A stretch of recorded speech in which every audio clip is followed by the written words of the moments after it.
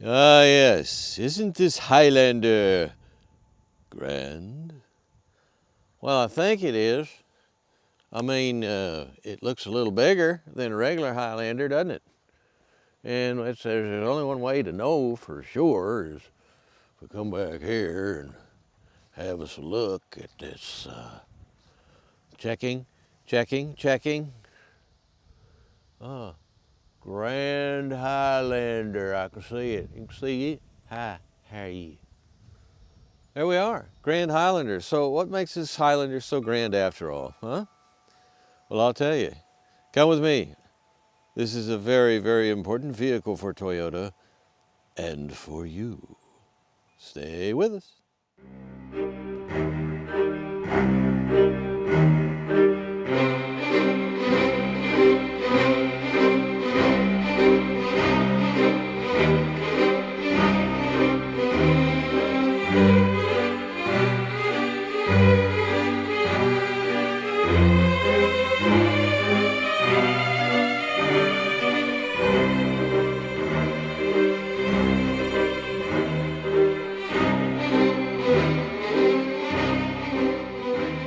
Well, the Toyota Highlander, in this case the Toyota Highlander 4-wheel drive limited, has always been a very important vehicle for Toyota because it's one of the first of the midsize crossover SUVs. It's been incredibly popular, has a huge following.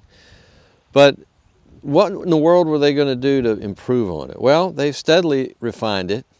They've got brand new engines in it. But this one is a very special move forward, if you will, because it's bigger. It's larger. It's the Grand Highlander. And what makes it so grand? Well, the original, or the non-Grand, let's go with it first. It has a 112-inch wheelbase. This has a 116-inch, so they stretched out the wheelbase. The regular Highlander is 194 inches long. This one's 204 inches long. And it's also about 2 inches wider. The original Highlander, 76, and this one is 78.3 inches wide. So it's bigger in pretty much every dimension, roughly the same height. But they've put that extra bit of stuff, that longer wheelbase and that longer body length and everything else, to good use. Because one of the big aims here is to make the third row more accommodating for people. The Highlander's been a 3-row SUV for quite a while, but this one is better just because it has so much more room in it. And when you go through a period where Toyota has been changing stuff I mean, this is true of all the manufacturers. Everybody's been changing stuff faster because they can. They have the capabilities now with probably the biggest thing that's made all the difference is having a more universal chassis system to draw from. In other words, there's like 3 or 4 main chassis that all their vehicles are built on. They're modified for the particular application, obviously. But more than anything else, it simplifies building cars because you have a foundation, if you will, that you can then alter, tweak fairly quickly because you have the fundamental chassis already done for you. So you can do things to make it even better for that particular situation that you want to make the car do. And in the case of the Grand Highlander, it wasn't that big a deal to go from a Grand Highlander, to go from a Highlander to a Grand Highlander. They just changed this and changed that. But in the process, Toyota's been adopting all new engines. And for those of you that this is a tough one. No, it isn't a tough one. I think I'm right about this. Probably the majority of the Highlanders sold in the United States came with the V6 engine. Well, that engine is gone. It's no longer in the Highlander or the Grand Highlander. What we have is what you're seeing everywhere now is a turbocharged 4-cylinder engine. But there's 2 other engines on offer for this thing. You got your, the engine in this thing is a turbocharged 4-cylinder. But you can also get a hybrid power plant that is a non-turbocharged 4-cylinder plus an electric motor. or you can get what they call the Hybrid Max, which is a turbocharged 4-cylinder engine and a hybrid. See, they just keep adding stuff on there. This particular one is, I would say, probably going to be the most popular because it has lots of power. Matter of fact, it has 265 horsepower, and it's turbocharged, so it has a very, very broad spread in the torque department, which is ideal for this. It also has a 5,000 pound tow rating. All these great things. So all in the service of the modern family. You got plenty of room for kids, young'uns, dogs, cats, maybe an emu if it's a baby, and lots of cargo space, which we'll get into in a little bit because that's where this thing really excels. In addition to making more room for your third row, you have more cargo room behind the third row, but if you fold the seats down, oh my gosh, it becomes cavernous in terms of your cargo capability. So, without further ado, let's take a peek under the hood and look at one of these brand new engines that has got so many people happy who like good gas mileage. Oh yes, it's motor time, engine time. Actually, there's no electric motors with this one. This is a pure ICE internal combustion engine. And one of the things that you notice right off the bat with these new engines is Toyota has gone a little more minimalist with their engine covers, which is nice because if you'll remember with the old V6, you would basically have a big plastic engine cover on it that pretty much covered up everything. You have to pop that off before you could see anything. But with this 2.4 liter inline four, much different treatment. You have a lot more room to see the engine because there's this much smaller engine cover. So we have turbocharging. And what does that mean? Well, let's see. Let's have a look here. Down here, there's our air intake. It goes in through here, goes through this device, which I don't know what that does, and that goes into there. And your turbocharger is mounted in the back. That's the way Toyota likes to do it. Makes it harder to get to, but with any luck, you won't have to get to it for any reason for a very, very long time. But anyway, the exhaust manifold's back there, turbocharger is right there. So our air intake for our turbocharger is there, and then it comes out of there. It goes underneath there, I should say. That's where our air intake is. You have your turbine and then your impeller, and that compresses the air, and the air comes up through here. The compressed mixture of air and well, not fuel yet, but air and warmer air. So somewhere in here we have the interface with the intercooler. In other words, somewhere in all this mess here, we have the, there's a radiator hose down here. Well, it's not right. What the hell is that? Hey, I'm talking to you. That is where the cooled air comes in, and the coolant comes in literally from the intercooler to cool down the mixture so that, as we all know, when you turbocharge something, it makes it hotter. The compression process does, so you cool it back down, and then it goes into the intake system, which is right in here. I'm greatly simplifying like I always do, but that's pretty much where it is. But this is what you need to remember. Intake, exhaust, and turbocharging. That's where that is. And naturally, this is a transversely mounted engine. 1, 2, 3, 4 on your cylinders right there. And you can see all this pretty clearly. But something that's really interesting about this is this is more, when it's not a hybridized 4-cylinder, let's get this autumn leaf out of here. When it's not a hybridized 4-cylinder engine, you have one serpentine belt still that powers all the accessories, with the exception of the power steering, which is electric. And, you know, conventional hydraulic power steering is pretty much disappeared on cars.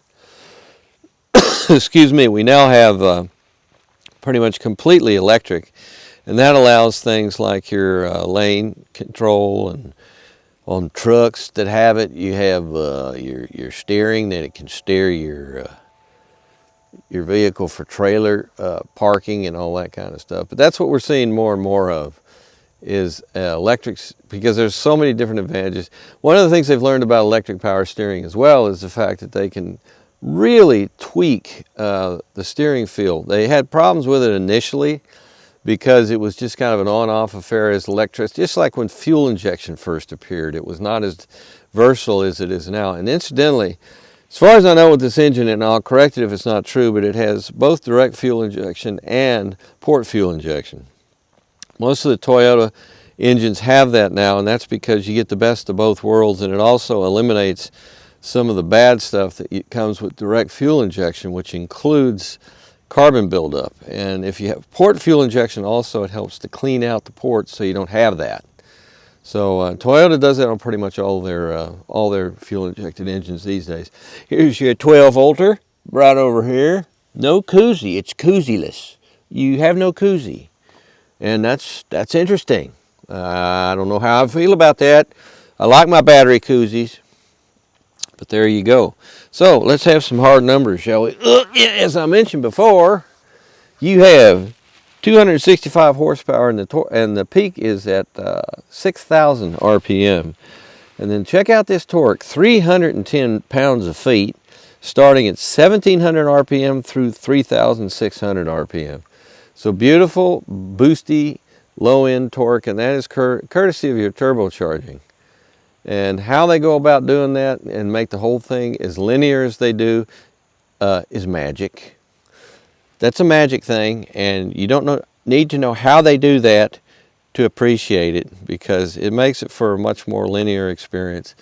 Kind of reminiscent of the old V6, but even more potent, to tell you the truth. And with any luck at all, better mileage. We'll see. I don't know if it's going to get that much better mileage or not. There's only one way to find out. So, also, look here. Zero W20 oil, which is incredibly common, especially on Toyotas. No 08, no 016, just 020, which is the same thing the trucks use. So very, very common, easy to find oil.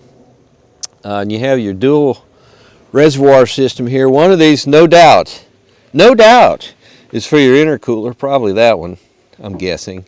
And this one is probably for the engine itself. So it almost looks like it has a hybrid power plant, doesn't it? Because it's got these two different cooling systems, but nope. Not this one. This is not a hybrid power plant. But like I said, you also have a 2.5 liter hybrid power plant available, and a version of this engine, 2.4 liter, that is also hybridized, but it also has the turbocharging, you see. Three different engines to pick from. And like I said, I'm assuming this one will probably be the most popular, and the one most customers end up having under their hood and in their garage. Cool, huh? 8-speed transmission, dual, it's called a direct shift. I don't know if that means dual clutch, single clutch, three clutch, clutchless. I don't know what that means. But it feels like a conventional automatic transmission, and a very good one. 8 speeds, there's plenty of speeds there for this nice wide spread of torque, especially at lower RPMs. So there you go, moving on. Well, what do we have here? How big are these wheels? 20-inch, massive 20-inch wheels. Our tire size is 55 R20s. And we have our beautiful Continental Cross Contact LX20 tires, which are Eco Plus. What does that mean? It has technology that's Eco Plus. Well, that is primarily I would think, is aimed towards very low rolling resistance, so that it rolls down the road with little resistance, therefore increasing your gas mileage. Or so, in theory, it says. As you can see, nice solid discs up front, big suckers, with your big old Toyota typicals gray color. I don't know why they color them gray these days. They do. Your brake caliper on there. So naturally, it's perfectly adequately braked. Toyotas have never been, for the most part, like super fantastic in the brake department, like BMWs or something. But they've always had good brakes. I mean, they've always been perfectly adequate. And if you drive reasonably well, don't ride the brakes like an idiot or do anything like that, you'll get good life out of these things before you have to replace your pads and stuff. So that's what we got, 20 inches, big, and it fills up that wheel well. It also gives this thing a fair amount of ground clearance, which is great. because it isn't a four-wheel drive vehicle. It's not designed to be a hardcore thing, but you can take it off the beaten track onto like forest trails and stuff like that. And there, as you can see, somewhere is the secret of how they extend the back of the vehicle a little bit more. And somebody left the lift gate open. Was that me? Oh, you know, I always like to do the reveal. I'm gonna put it back down.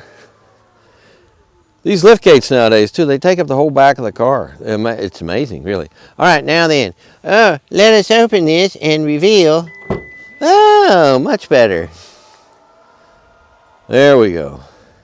This is where the rubber hits the road. Now, one thing you notice right off the bat, very high lift over. It's way up here, man. It's like high. But we currently have all our seats deployed. We have our third row there. And up there, there's our captain's chairs there. And you go a little further, and there's our front buckets. So there you go. Now, what's really interesting about this is you have a pretty decent amount of cargo room back here, even with the third row deployed as it is. Now, I've cunningly hid my notes down here. Here, hang on here. Now check this out.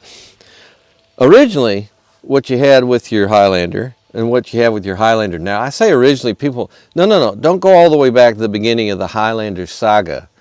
The current regular Highlander has 16 cubic feet of space behind these rear seats. But this one has 20.6, much better.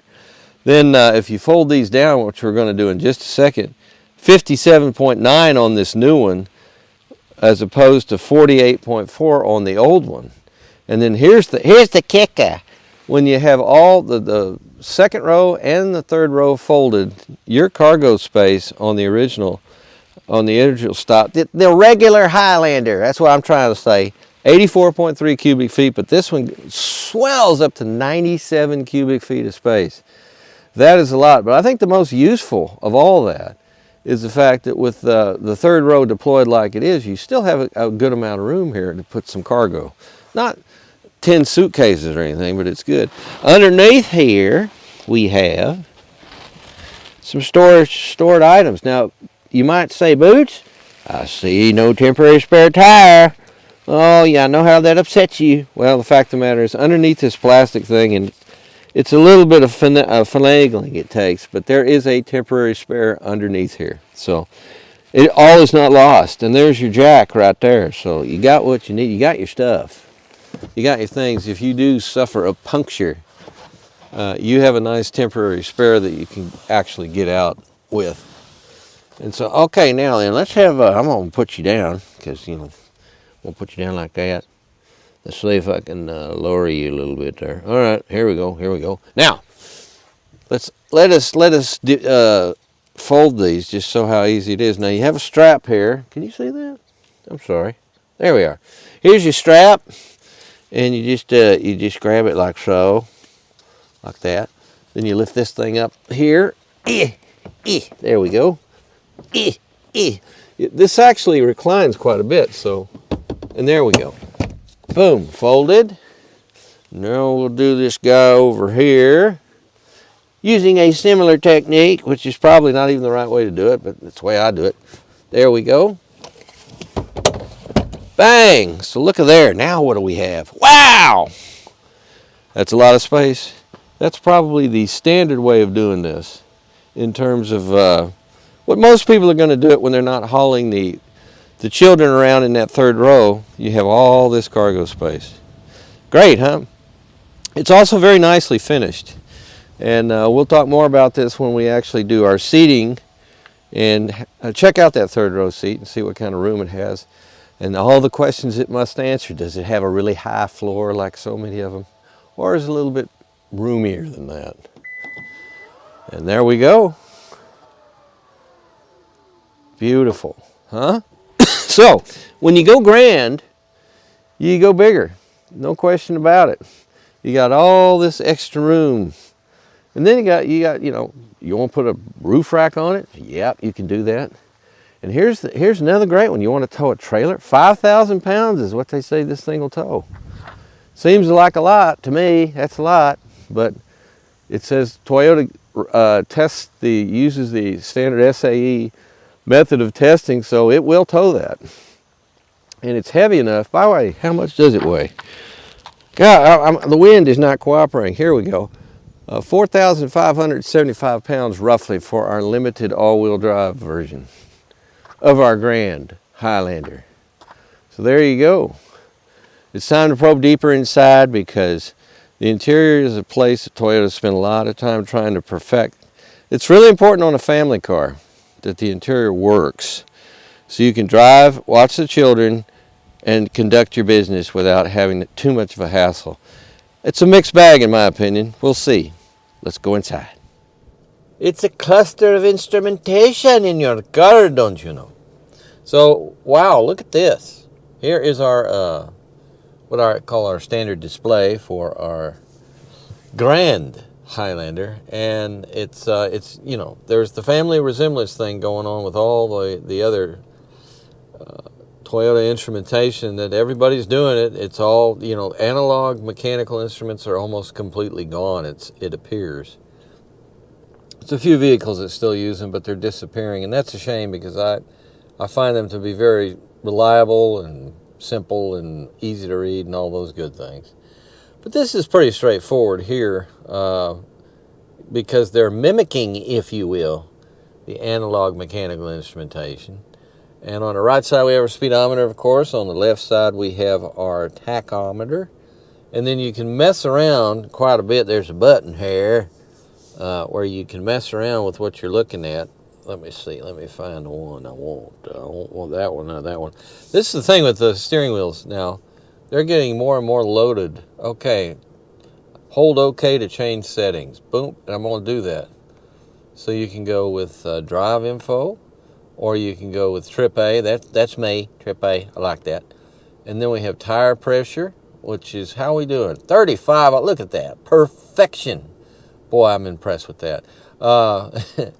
Oops, I got to go through the whole cycle again, don't I? Wait a minute. Hang on. Map. Ooh, map. Let's see what happens if I do that. Nothing, because I don't have a navigation system hooked up, so no map for you. No map. So, well, okay, fine. And I'm very disappointed.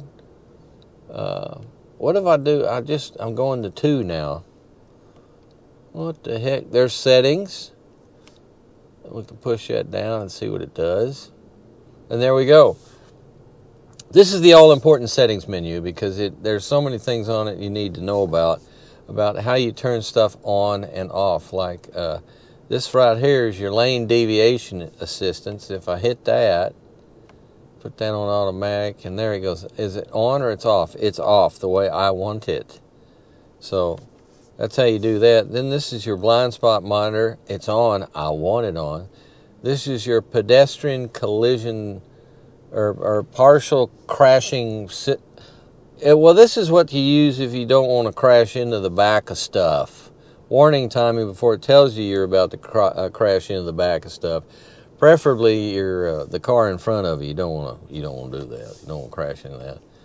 This is the protective dynamic automaton.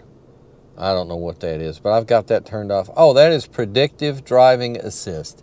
And that is something I personally don't like because, for example, you'll go down a left-to-right transition that's downhill, and if you're going faster than the software thinks you should be going, which is pretty conservative where they rate that at, it will actually slow the vehicle down. And I don't like it when the vehicle's just taking over for the hell of it. It's taking it over because it can, and I don't like that. So that's off. Then we have parking assist, rear cross traffic alert, rear CD. What the heck is that? That's that thing there. You know about this. And this is the parking CBB. And this is the... oh, this is if you're opening the door and a car's about to plow into you and smash your open door. This is a warning that will tell you about that before it happens. So that's it. That's it for all that. And then you can go back here and go into settings, messaging, blank is blank, driving support.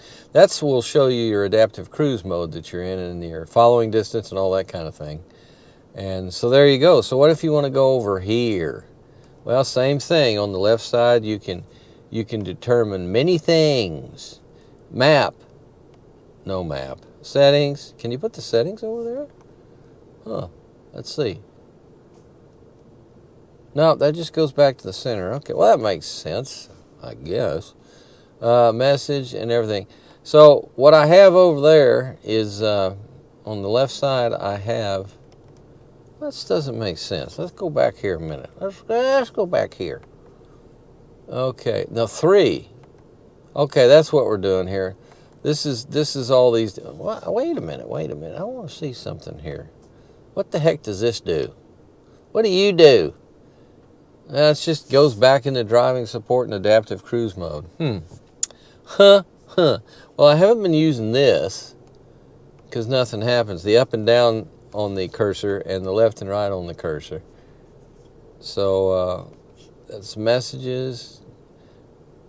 Anyway, you get the I think you get the bulk of it here. It changes on both screens depending on how you have things set up. And the right one is much more adaptable than the left one, personally. I'm going to go back to my Trip A. There we go. So that is your main cluster with all its peculiarities and adjustments that you can make. And it's, like I said, very, very clean, easy to read. But I sometimes wonder if we could just go back to the mechanical analog gauges, and then you could put all the same computer stuff right in there. But this way you have a little more real estate, so you can put more stuff up there should you desire. And a few more things you can check, like that beautiful, inspiring tire pressure that's all the same. But you move back here, and this is everything I was using right here. I was using this right to do things here, to go into the settings and all that stuff. That's where that is. And you're going to go back in the settings. There you go. And then you return.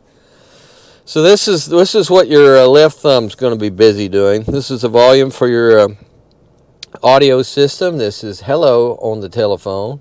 And this is hello to the car. What does the car say when I do this? Hello, Toyota. See, it don't want to do anything that I tell it to. Huh.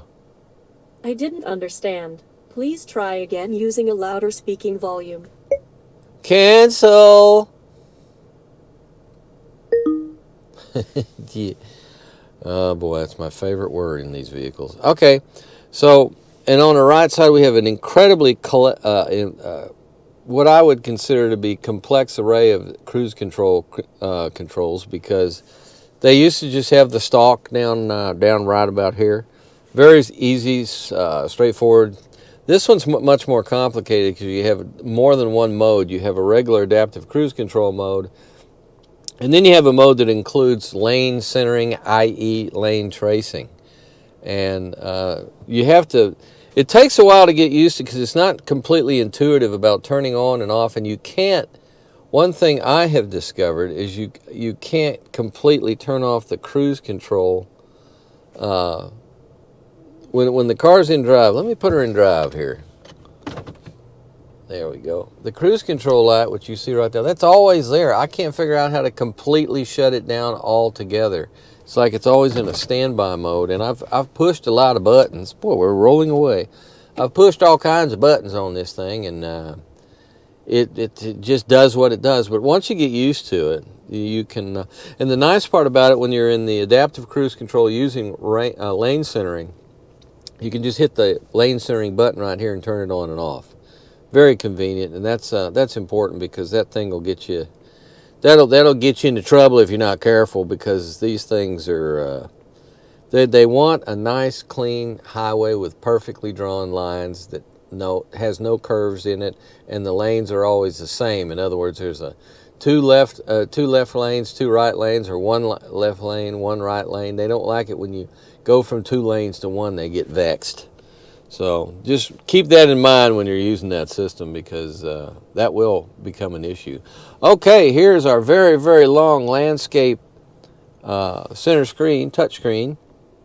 And like I said before, if you go into navigation, you don't have it because you have to get started. And to get started, say, let's get started. And what's it say?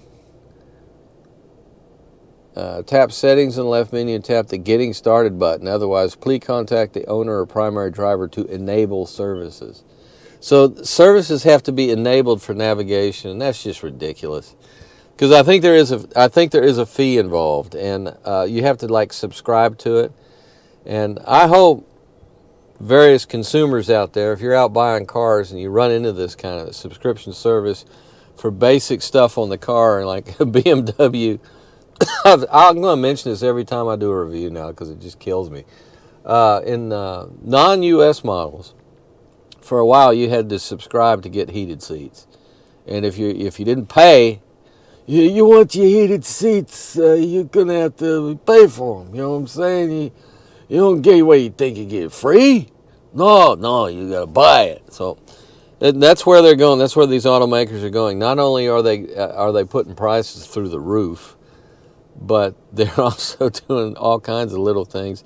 Everybody wants you to subscribe so they can take money literally out of your bank account every month. So, that's not good.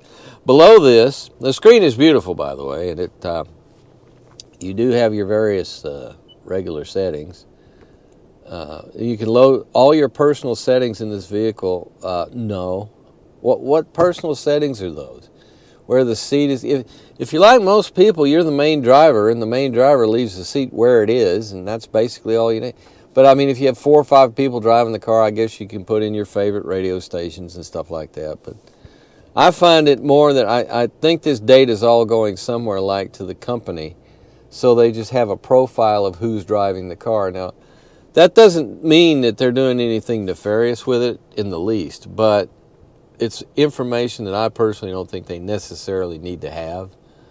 So, but that's where, again, all these things are. I'm fumbling with my microphone now. I'm sorry. I'll fumble with that. But that's kind of where we're going with this stuff. So, what are you going to do? But you can put apps in if you want. You can reinstall all apps. Ooh, I wonder if I did that, what would happen? This operation will clear out data related to navigation and connected music apps.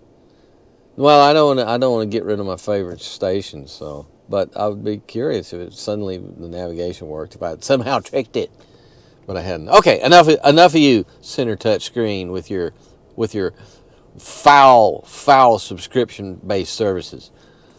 Put that back up there so we can see Jimmy Buffett up there. There he is. Look, he's in a little. Remember that? That was what we used to call a phone booth, children, back when we were younger. So then we have our climate control, and it's very comprehensive. You have both heating and ventilation right there. And it's in standard fare. You can set up 2 zones, the passenger and the driver. You can sync them together, and you can do all kinds of things. And you do have wonderful electric defrosters for both the side mirrors and the rear. And this, of course, is to de-ice the area that is around where your front windshield wipers are. It's like a heated element. And you see that on more and more Toyotas, and that's a great feature. I can tell you right now, if you live somewhere where you park your vehicles outside and it gets to snowing and all that kind of stuff, it really helps you clear the car off so you can drive on your way. So, great feature. I love that. And all your various periphery here for your various settings for your climate control. And this is a weird thing. What does this paddle do? Well, this paddle immediately lets you select all kinds of different modes here. And I'm no longer on automatic, as you can see. Now what do I do? Well, I press the button here, and now I'm back on automatic. And it will select what it thinks is best. Now, this is sync. We had that on passenger, yes. And you can also sync the rear, I think. Anyway, that's very straightforward. And again, probably the most standardized thing you're seeing on most cars is the climate control. Everything else is going haywire all kinds of different directions. We'll go down here and we'll press this favorite button, and this is, of course, our world of cameras. And as you can see, we have the translucent chassis, and underneath it we have a big, nice paved driveway thing. Then we're going to fly up and see the vehicle, what it looks like. That's not the right color. I'm going to have to put the right color in here. Cornering view under vehicle. That's on. Toyota Park 3 Park Assist. Body. There we go. Let's pick the color, please. There we go. And we are. Well, hell. What color are we? I guess we're this in here. That's our color. How come they don't always set that up? I don't understand, because you gotta have the right body color. What's the point? Okay, all right, I understand. Now we'll go back. Where's my switch? What did I do with it? What did I do? There it is. What else do we have? Well, you can do all kinds of things. You can stop and go. So if you need to actually study things on your 360 virtual reality unit, you can do that. Just stop it just like that. What else? What else? Is that the only ones I have? Yeah, that's the only ones I have. So anyway, if you put it in reverse, you get both. You get your 360 and you get your rear. And I think if you turn this on, it'll look. You can. It's like driving through the car wash. How much fun is that? Oh, let's do that again. That's just too much fun. There we go. And see, there's a dog out there, and he's all stretched up. He looks like a kangaroo dog, or maybe a giraffe retriever, something like that. What do we have here? Oh yeah, we got two different lenses back there. That's nice. But isn't that neat? You can watch it. You can. Oh, wait a minute. Now I'm so stupid. I apologize. That will. And I'm always talking about how dirty these lenses get on these rear drive cameras. Well, there's your cleaner, and it will literally clean it for you. That's awesome. Oh man, I tell you, that's so good. I like that. Oh, this dog is fascinated by this. Look, he's moving into the area. Do not back up because the dog's in the area. Oh, make sure he's safe. There we go. All right. So, downward. For some reason, the start-stop switch is all the way down here. It's actually very convenient. It's actually easier to find than if it were over here where they normally put them. That fascinates me because it's just one of them things that you always wondered why they did it. Here we have a USB-C port. Here we have a USB-C port with power. Then you have down here is where you put your telephone for your charging. And you have just a kind of a space here to put things. You can put a deck of cards right there if you want to. That's when the family's there, say, hey, you guys want to play gin rummy back there? You can just put, hand it to them. There you go. What else? Here we have our tea. Oh, I'm going to take a sip of that. But here are our very nice cup holders. And another little area for, like, if you have a giant, mega big gulp 5000 that's so huge that it won't fit in a conventional cup holder, you can use that. Oh, man, that's good.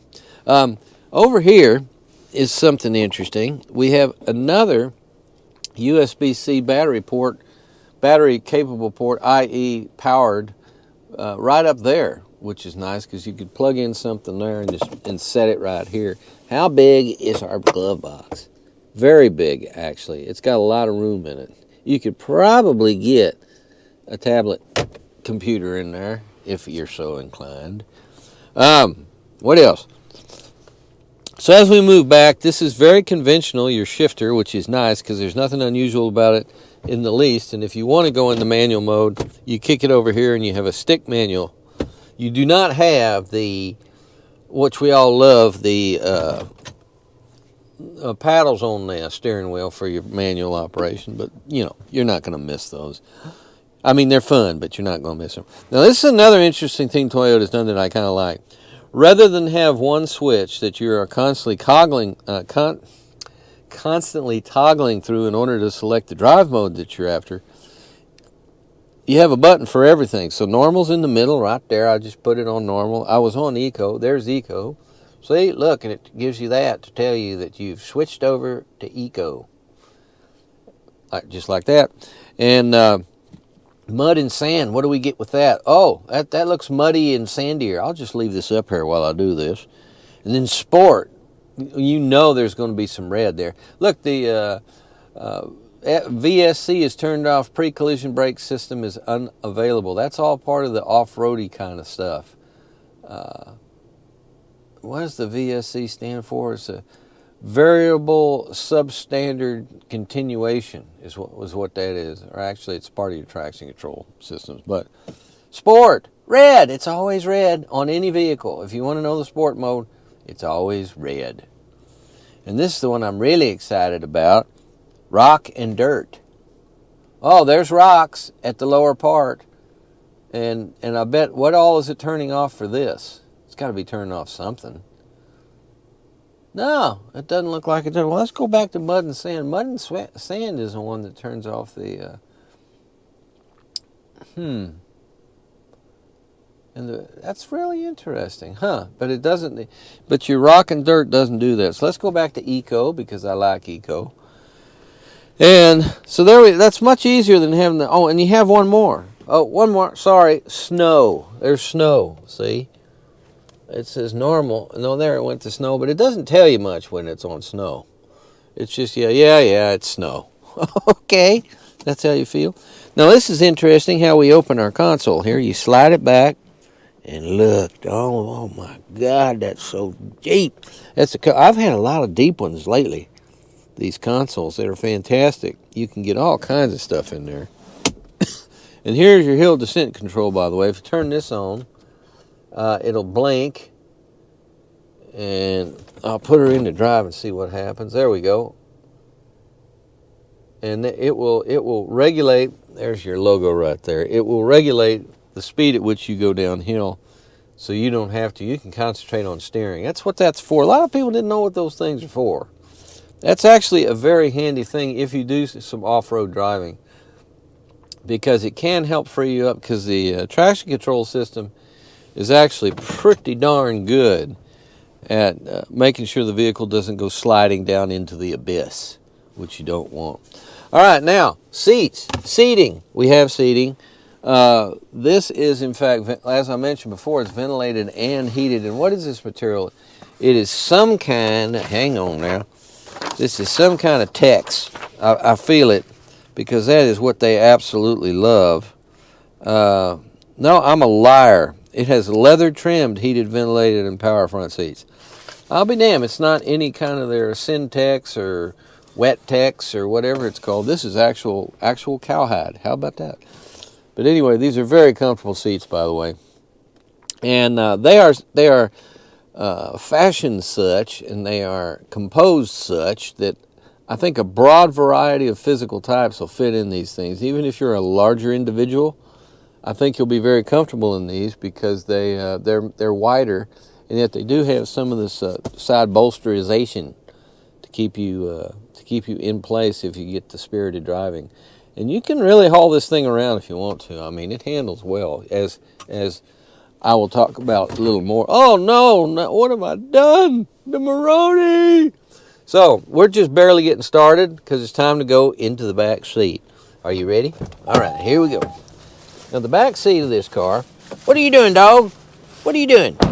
The back door, I should say. Look at the size of this. This is a big, almost minivan style. That's why I keep comparing it to the Sienna. That's a huge door. No, I don't have anything to throw you, boy. No. You just wait. I'm busy. I'm working here. But you have a lot of room here, and you have, naturally, the choice of the three rowers. There's always a captain's chair second row. I haven't had one in a long time that actually had a bench seat. And there's one of the main reasons is it's so much easier to provide access to the third row if you have buckets, i.e. captain's chairs. Now look at here. Look at that there. There we go. We're shaded now. We have shade. That's pretty cool. You also have a vent, air conditioning vent running up here, which is always good because your hot air rises to the top, right? And then this cool air will pour in. And if you live in a hot climate, which is everywhere now, you're going to be very comfortable. Excellent map light. Beautiful panorama. And yep, it's wet because it's been raining again. And you look like right initially here, well, I don't have a whole lot of room here for my feet. I mean, it's fine. It's big enough, but what if you need more? Well, I'll tell you what you do. You do this. You just slide back, and there you go, and you have even more room. This is not limousine territory, but what they've done, they've split the difference a little bit so that you have more room in the third row. And believe me, you have plenty of room in the second row for just about any adult. There's plenty of headroom, plenty of leg room, a nearly 99% flat floor there. And look at all the stuff you have access to here. You have all kinds of, you got heated. That's nice. This is your fan for back here for your ventilation system, your heating or whatever. You can put it on automatic, which I've just done, and it's set at the same as the front one is. So we will all be 68 degrees. That's what ultimately happens. All of us together will be 68 degrees. On both sides of this, you have a nice little USB-C port. And how far the windows go down. Let's try this one. Let's try this one here. 100%. I so approve. I so approve of the 100% opening. That's what it's all about, folks, in my opinion. So again, these are pretty flat, but they will accommodate a broad variety of physical taps. And you got this little console down here with two very nice cup holders. So there's a couple of ways of getting back to the back seat. The best way, well, I'll show you. Let us examine this. This is the slide back version, like so. And this is how we get into our back seat this way, which is very easy. Even for an old man. I had jello today. There we go. And it goes right back to where it was. Now, what do we have? Room. We have good room back here. We have plenty. And now, we're on the frontmost setting, I believe, yeah, of this seat to give you maximum rear leg room here. But if I go over on this side here, this is where it's all the way back. And you're going to be scrunched. But you can do a lot about the scrunching. One of the things you can do is you can recline this seat, which I've just done, and this is fine. You got a lot of room back here. Again, competition with the Sienna, a little better room I think in the Sienna, but not by much. I'm not even positive about that. That's how good the room is in the back of this vehicle. Here's another, man. If you have a problem finding a port for your device, if you provided that your device uses a USB-C or you have an adapter to your USB-A, you ain't gonna be suffering because there's just ports everywhere. Every port in the storm, as they say. And again, more overhead ventilation, and another really nice. This is a 936, by the way. This is what unit this is, 936. Another really convenient map light. So wow, huh? You got all kinds of wondrous things here for yourself. And that's a little hook there. There's a little hook there that if this seat is folded down, you have a place to secure your cargo. And if you do fold both the second and third row down, you have a total amount of room amounting to 1 billion cubic feet. Well, I lie. No, it's not that. It's at the bottom of your screen now. The breakdown of your cargo capacity situation. So there you go, folks. A very, very nice vehicle. I mean, a real family vehicle. What it has over the Sienna is it has much more ground clearance, which is not a minor thing. And as of right now, the hybrid version of this vehicle is not exactly on the market yet, but it's absolutely on its way. And But this particular version, if you don't want the hybrid version and you want a more conventional type of all-wheel drive system, this is a vehicle for you. And it's probably could take a bit of punishment. I mean, it's a very, very solid machine. And boy, does it have a lot of room in it. And I am very anxious to see what kind of mileage we get. If it gets the EPA estimates, I believe the overall is 22. I want to say 22 miles per gallon. And if so, for a vehicle this big that has this kind of performance, that is impressive. So there you go. Let's go for a drive and stuff like that. You ready? I am.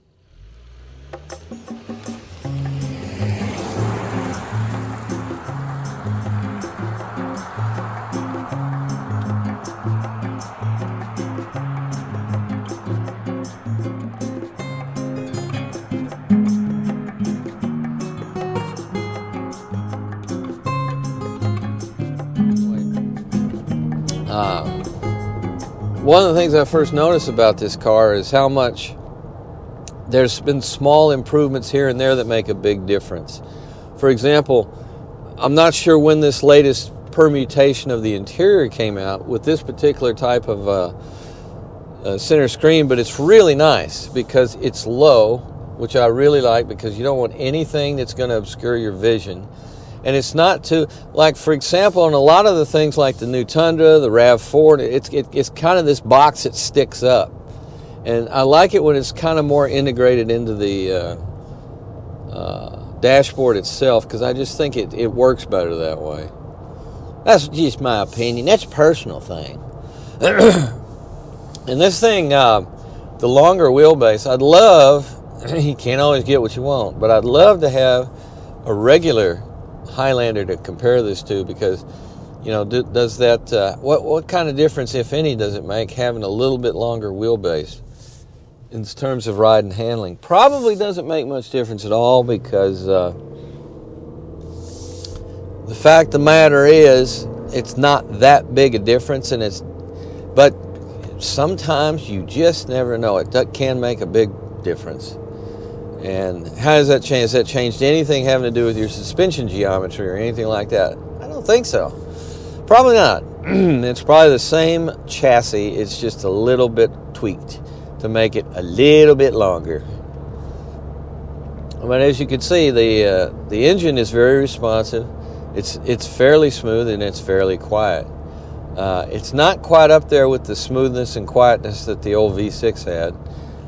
Which the last version of the V6 was a 3.5 liter, which is I never really liked it. You know, they went from a 4-liter engine in like the Tacoma, if I remember. This is really interesting. There were 2 4-liter V6 engines available in Toyota trucks. One went into the 4Runner, and one went into the that guy's always waving. He's just the nicest guy on the planet. There were 2 4-liter V6s. One went into the 4Runner, one went into the Tacoma. Now, you would have thought, as I did initially, that would be the same engine going into both, right? Well, that was wrong. The 4-liter that went into the Tacoma was an older generation than the 4-liter that went into the 4Runner. So, and it had some good things about it. One of the things I loved about it, if I remember correctly, is the oil filter on it was mounted on the top of the engine, so it was really easy to get to when it came time for your oil changes. But the fact of the matter is, overall, the upgraded, I got to get rid of all this sap. I'm being sapped everywhere I go.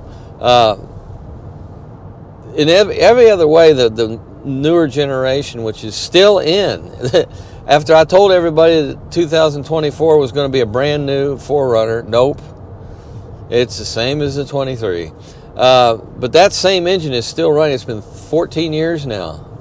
But when it came out, it was very, very contemporary for its time, and it's just a real good engine overall. And I would argue, gets very good gas mileage. People are shocked when I tell them that I regularly get about 20 miles per gallon with my 4Runner, but I do. A lot of that's, everything depends on how you drive it, of course. You can take her down to 16 easy, if that's what you want to do. But if you keep your foot out of it a little bit and just drive conservatively, you can get 20 miles per gallon out of that truck. But anyhow, identical engines basically as far as both 4-liter V6s, but very different engines. And so when they went to the 3.5 liter, they upgraded. Instead of going to the newer 4-liter with the Tacoma, they went with an all-new V6 that they were using all over the Toyota range, which was a 3.5 liter. Had a little bit more horsepower, but what I didn't like about it is it had less torque, and it made its torque up higher.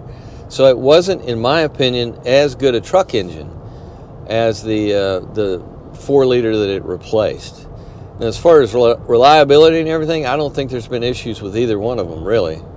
As long as you change the oil, take care of them. But so anyway, now that's all gone, and now we're moving into this new area where you have 2.4 and 2.5 inline 4-cylinder engines.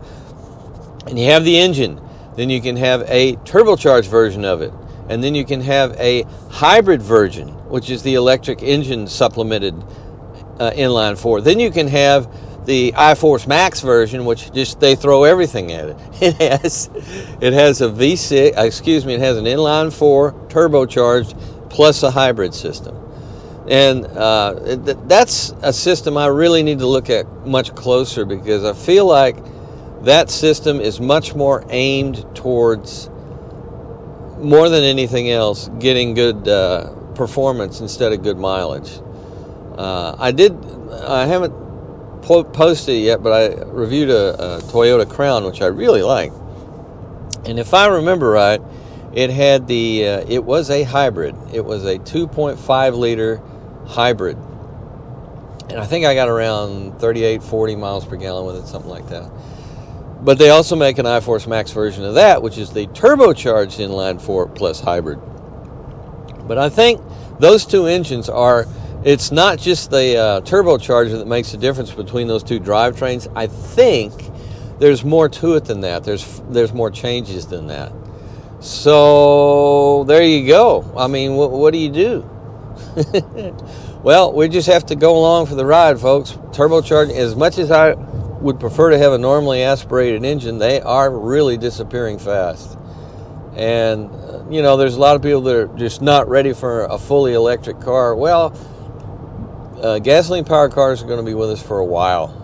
And diesel trucks are going to be with us for decades, because the way you would have to, until we get hydrogen fuel cells, which are going to change everything. And I just saw something, but I didn't read it, about how they've got a much better way of getting hydrogen. I don't know where it comes from. It's out there. It's the most abundant element in the universe, but they find a way to get that's not as energy, and most of the hydrogen we're using now, liquefied hydrogen in vehicles, it comes from petroleum-based stuff, like especially natural gas.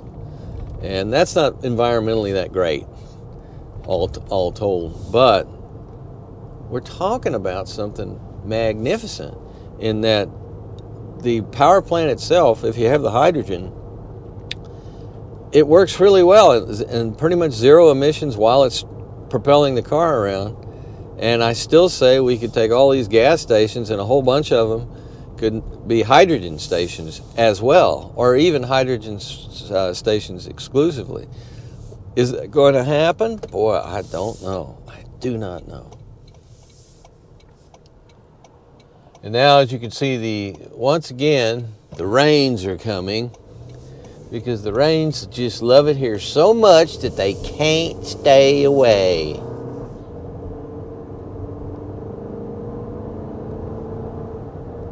Alrighty then. As we proceed on our way. How you doing way back there? Are you behaving yourself? Now, don't tie your sister's hair in a knot. I told you to stop doing that. Children. Well, there's a lot of room in this thing, that's for sure. Now, it looks a lot like the Sienna from the inside, but I believe we have a little bit more room in that Sienna than we have here. But we have a lot here. That's why it's grand. And we've gotten behind the electrics. We're behind the Ioniq 5. I just had the 6. 6 is so much better than the 5. The 5 is nice though. Alrighty. Interesting. God. Sound to me. You know what they all need to learn? I'm going to tell you right now. They all need to learn about, why is that rattling? Is that you rattling? Why are you rattling back there? Oh, we don't have the mirror. I thought it had the mirror. Yeah, there's, I guess that's just on the Sienna, maybe? Where you put down, you got a panoramic mirror so you can see what the children are doing when they're lighting each other on fire and stuff. Pulling on their hair and taking chocolates and putting them on the window and all kinds of stuff. But there's a thing about this particular vehicle that I find fascinating in that it's so much larger than like the RAV4. Well, the Highlander, when it first showed up, I always make the comparison. I feel like it had about the interior room that the Highlander did when it first. Wait a minute. Let's start over. When the Highlander first showed up, it was about the size, as interior-wise, as the RAV4 is now. These vehicles have just been growing and growing and getting bigger and bigger, and this Highlander is so much larger. As I recall, I believe the original Highlander was not a 3-row SUV, and then after a year or two you could get a 3rd row, but it wasn't a very good 3rd row because there really wasn't very much room back there. So with each subsequent generation, they made it bigger and bigger, and the 3rd row became more and more reasonable in terms of accommodation and that sort of thing. And now they decided to just go the grand route. Much as you have canyons and you have the Grand Canyon, this is the Grand Canyon of Highlanders, if that makes sense to you. Woo! Turbocharging is an odd duck because it can do so much for you, and it's really not. It's not all that complicated, but it does add. There are just an awful lot of components that have to be added to your vehicle for it to happen, for turbocharging to take place, and that's the thing. This thing is very, very, by the way, light on its feet, considering how big it is. You feel wide. It feels wide, and it handles very, very nicely for a big vehicle. Like they really did some time on the engineering front. It also feels very, very stable.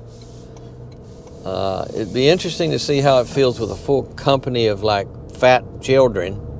Did I say fat? I didn't mean fat. I meant pleasingly plump children, and their little Halloween costumes, which are knights in shining armor kind of things. Well, that weighs a lot, but I think it's not going to make a whole lot of difference in terms of ride and handling, because I think this thing is very well outfitted for that.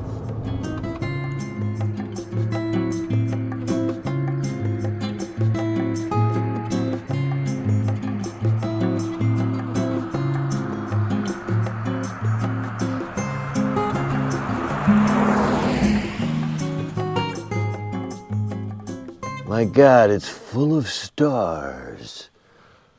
Well, not stars, but a really, really clean rear suspension. I am distracted by the fact that this vehicle arrived to me with just a few hundred miles on it, and it's clean as a whistle, which allows us to examine the rear suspension on our Grand Highlander in great detail. And I love the fact that it has a type of rear suspension that, more than anything else, has a sturdiness to it for a unibody construction. You know, I was talking earlier about how similar I thought this was to the Sienna, but I think it's actually quite different in the way it's constructed. What is it similar to? Well, possibly RAV4, which is kind of a smaller version of this. But if you'll take a look here, we have, of course, with unibody construction, whoops, That's the sensor on the back that sees me moving around under here and wants to open the rear gate, but I'm not letting it. I'm not sure how I'm not letting it, but what we have is a multi-link rear suspension with a really solid subframe that bolts onto the unibody. And the unibody itself is a pretty stout beast in its own right because it has to carry a lot of weight because it's a 3-row SUV that is designed to haul a lot of people. And it's also designed to do a little bit of light off-road work. And what you see when you look underneath here is a pretty solid, look at the size of this, it's like a girder that holds up all the suspension components. And here we have our lower control arm where we have seated within a nice coil spring. And then we have our shock absorber mounted outboard right there. And here's our drive shaft right here. More on our rear drive system in a moment, because this is, after all, a non-hybrid version. This is, in fact, a regular gasoline version. So we're not going to see electric power back here. We're probably going to see something that looks pretty normal for a four-wheel drive vehicle. But look at all the other links we have. If you look at the top link, it is another A-arm type structure right up in here that goes around and fits right in here. And this is not really an A-arm as much as I'm sure there's probably an arm name for it, but exactly what it is, I don't know. And here is a forward link right here. And here is a lateral link right here. So you got all these things to locate the wheel in extreme travel situations, both up and down, when you're zooming along either down the highway or down a trail, which with all the ground clearance this has, and it has quite a bit, you could probably get pretty far down the trail. And based on my experience driving it, it's a very solid ride, so I think we'd be fine doing all kinds of shenanigans up to a point. But what we don't have is a whole lot of seriously hard underbody cladding here. If you take a look, this is all this kind of semi-funky soft stuff. And there's mosquitoes here. I don't like them, not one bit. And up front, all of this is pretty well tucked away. And here we have an exhaust shield that this pie pan material is going to be falling away at some point, thanks to the rusting salt effect of the Northeast. How many years before that happens? I have no idea. But it's going to be there for a while to help keep the exhaust heat away from the bottom of the car. Here's our fuel tank, all tucked away underneath this big plastic fiber, whatever it is. Could it be plastic underneath there? Possibly. I don't think it necessarily is, though. And here we have our drive shaft, our differential. And there's our drive shaft going all. Ooh, look like it's in a tunnel, all the way up in there. So here's our rear drive system, and you can see both the half shafts coming out of there.